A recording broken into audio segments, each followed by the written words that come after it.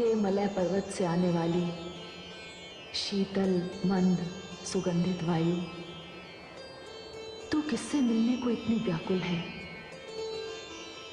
जो इतनी तीव्र गति से भागी चली आ रही है।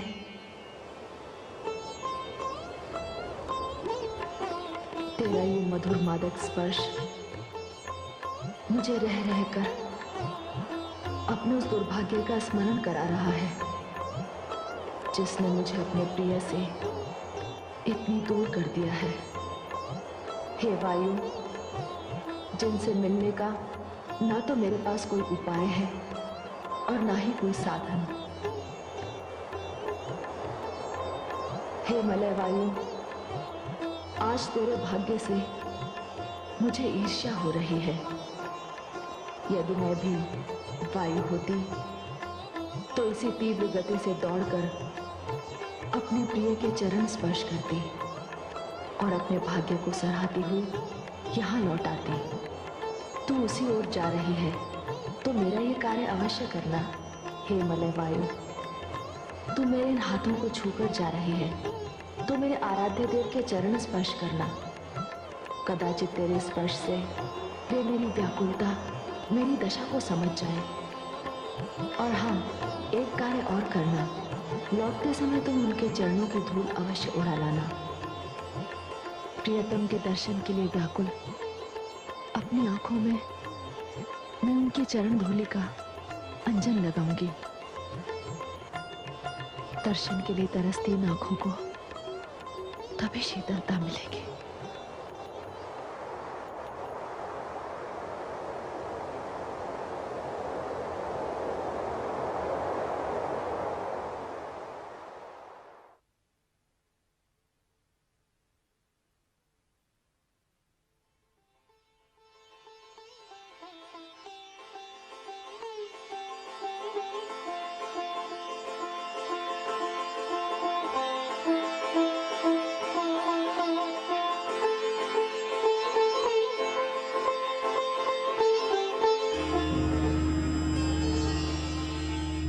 गौरी, प्रणाम। कौन है आप? मैं मलय वायु हूँ। मलय वायु? और यहाँ? हाँ, आपने मुझे कुछ कहने के लिए रोका, इसलिए मैं रुक गई। क्यों मेरा उपहास कर रही हो? मेरे कहने से भला वायु रुक सकती है क्या? क्यों नहीं रुकेगी? किसमें इतनी शक्ति है जो आपके आदेश का पालन ना करे? आप तो शक्ति है देवी। नहीं, यदि मैं शक्ति होती तो किसी की अवश्य होती, और जिसकी होती तो उससे इतनी दूर क्यों रहती? तो हे देवी, आपका यही संवाद मैं अक्षर अक्षर उन तक पहुंचा दूंगी जिनकी आप शक्ति हैं। आप उन्हें कैसे जानती हैं? मैं जब भी उधर से बहती हुई निकलती हूँ, शक्ति की प्रतीक्षा में देवादिदेव शिव को व्याकुल देखती हूँ। हे देवी, मैं अब और अधिक देर नहीं रुक सकती। उनके चरण स्पर्श करती हुई आपके आदेश का पालन करूंगी।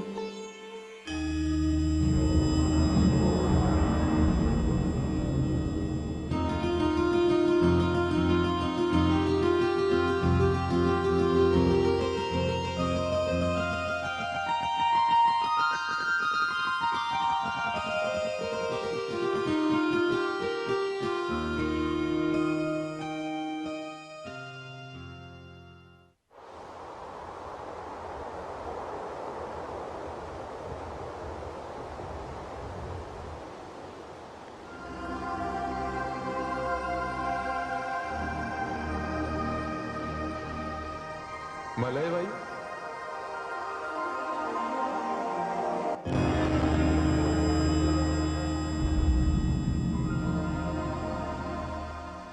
भगवान शिव को मलय वायु का प्रणाम। हे शीतल मन सुगंधित वायु, सारा संसार आपके आगमन की प्रतीक्षा करता रहता है। जीवन के संताप से झुलसे हुए लोगों को आप सुख पहुंचाती हैं, शांति पहुंचाती हैं। आप धन्य हैं, आप सारे संसार की निस्वार्थ सेवा करती हैं। आपका एक स्पर्श पाने के लिए मानव, दानव और देवता सभी तरफते रहते हैं। सत्य कहा प्रभु आपने, किंतु आज मैं आपका स्पर्श पाने के लिए कैलाश पर आई हूँ। मेरा स्पर्श? ये आप क्या करेंगे देवी? हाँ प्रभु, मुझे आपके हाथों को छू लेने की इच्छा है।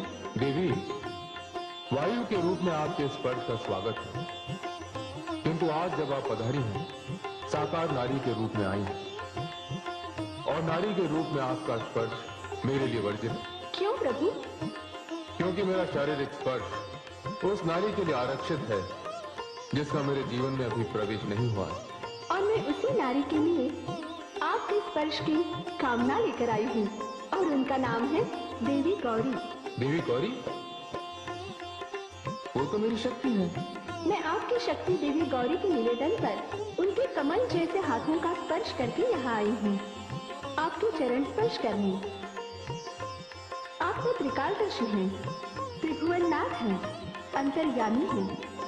आप तो जानते ही हैं कि जैसे जैसे प्रजापति दक्ष का विरोध आपके लिए बढ़ता जा रहा है, वैसे वैसे देवी गौरी की आपके प्रति आस्था और भक्ति बढ़ती जा रही है। भोलेनाथ, वियोगिनी का दुख मुझसे देखा नहीं गया, इसलिए उनका संदेश लेकर यहाँ आ गई। अब आज्ञा दीजिए। प्रणाम। ठहरे देवी। देवी, गौरी का संदेश तो आपने मुझ तक पहुंचा दिया, अब मेरा उत्तर भी लेते जाइए। जाकर गौरी के कान में कहना कि उसके बिना खिले हुए कमल वर्षों की तरह लगते हैं। वर्षा ऐसी लगती है मानो आकाश से खौलता हुआ तेल बरस रहा हो। पहले जो कुछ भी अच्छा लगता था, अब वही पीड़ा देने वाला लगता है। वासंती पवन की सांप की फुंकार लगती है। देवी, गौरी से कहना कि उसके और मेरे प्रेम का रहस्य केवल मेरा हृदय जानता है, और मेरा हृदय गौरी के पास है। आपकी वाणी सुनकर मेरे कान धन्य हो गए। मैं आपका ये संदेश देवी गौरी तक अवश्य पहुंचा दूंगी।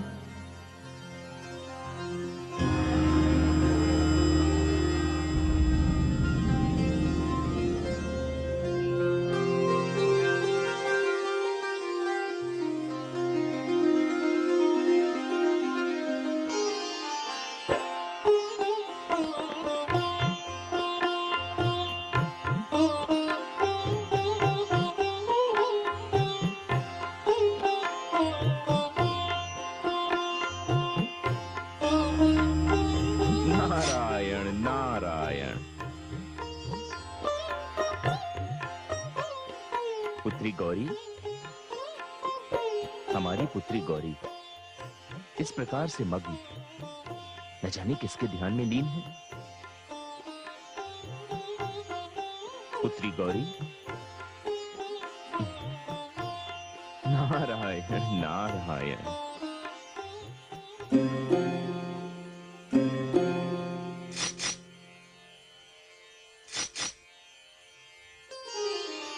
तायाश्री, आप?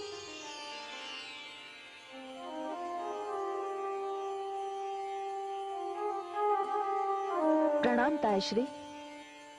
आयुष्मती भव। किस संसार में लीन थी? नहीं तायाश्री, ऐसा तो कुछ भी नहीं। कुछ तो है पुत्री। जब व्यक्ति अपने विचारों में ऐसे खो जाए कि उसे अपने आसपास की सुध भी न रहे, तब तो कुछ बात अवश्य है। नहीं तायाश्री, कुछ भी तो नहीं। देखो पुत्री, पहले तो तुम मेरे नारायण का स्वर सुनते ही मेरी ओर लपक कर दौड़ पड़ती थी, किंतु आज तो तुम्हें खड़ताल और वीणा के तारों से जगाना पड़ा। तुम्हारी इस गहरी सोच ने तो मुझे चिंता में डाल दिया। अब बता ही दो पुत्री, कल्पना के किस लोक का भ्रमण कर रही थी तुम?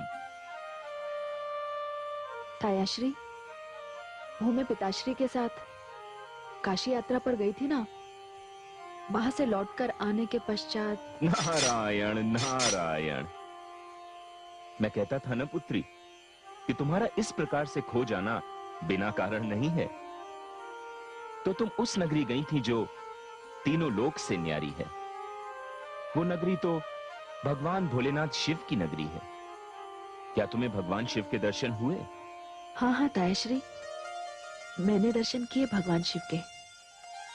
तो शक्ति को शिव के दर्शन हो ही गए। बड़ा ही अद्भुत प्रसंग रहा होगा ये। तायाश्री, बस बस पुत्री, अब कुछ और कहने की आवश्यकता नहीं। अंततः वह शुभ घड़ी आ ही गई जिसकी हमें प्रतीक्षा थी।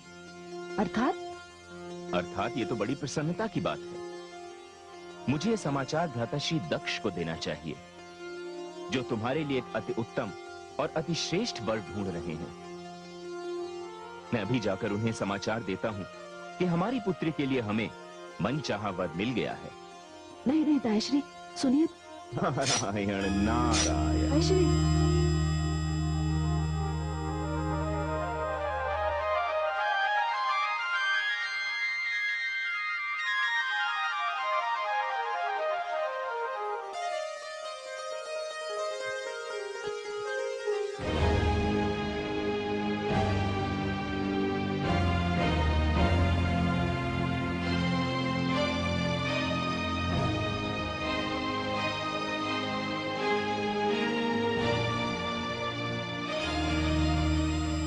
नारायण नारायण। प्रणाम देवर्षि नारद। आयुष्मान भव, कीर्तिमान भव।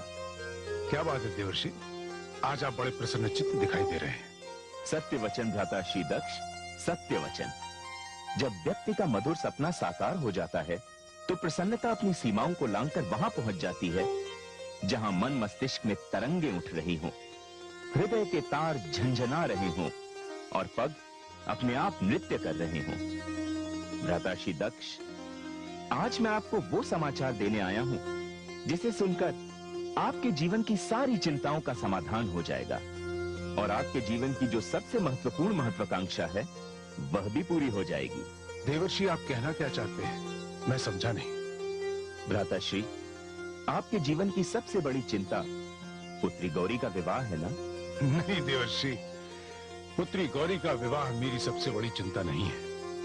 वो वर है जो सर्वश्रेष्ठ हो, सर्वोत्तम हो। नारायण नारायण। भ्राता श्री, बस वही समाचार तो मैं आपको देने आया हूं जिसे सुनकर आप भी आनंद विभोर होकर मेरी तरह धरती और आकाश के साथ झूम झूम के नृत्य करने लगेंगे। अर्थात भ्राता श्री, पुत्री गौरी के लिए वो वर मिल गया है जो सर्वश्रेष्ठ है, सर्वोत्तम है और पुत्री गौरी के योग्य भी। कौन है वो? भ्राता श्री, उसे कौन नहीं जानता। उसकी महिमा तो तीनों लोक में समाई हुई है। उसके वैभव के आगे कुबेर का धन तुच्छ है। उसके व्यक्तित्व पर तो देवता भी मुग्ध हैं। उसके ललाट पर चंद्रमा का प्रकाश है और उसके नेत्रों में सृष्टि का आदि और अंत समाया हुआ है। देवर्षि नारद, देखिए, अब आप मेरे धैर्य की और परीक्षा न लीजिए। कौन है ऐसा वर? भ्राता श्री, जिसके कंठ को छूकर विष भी अमृत हो जाता है, जो चंद्रमा को भी शीतलता प्रदान करता है, वो भगवान शिव के अतिरिक्त और कौन हो सकता है? क्या प्रलाप कर रहे हैं आप? आपने सोमरस तो नहीं पी रखा है? आपकी मति भ्रष्ट तो नहीं हो गई? ये किसका नाम ले लिया आपने? भ्राता श्री दक्ष, आपको पता है आप क्या कह रहे हैं? कहां धरती पर सर्वांगीण सौंदर्य की जीवित प्रतिमा मेरी पुत्री गौरी और कहां कुरूपता का साकार रूप वो दंड शिव? भ्राता श्री, ये आप क्या कह रहे हैं? वो तो विनम्रता की साक्षात मूर्ति हैं। शिव से श्रेष्ठ जामाता तो आपको तीनों लोक में ढूंढने से भी नहीं मिलेगा। सुर नर मुनि सभी के परम प्रिय हैं वो। देवर्षि नारद, आप उसकी प्रशंसा में आकाश और धरती एक कर रहे हैं जो मेरी पुत्री के पैरों की धूल भी नहीं।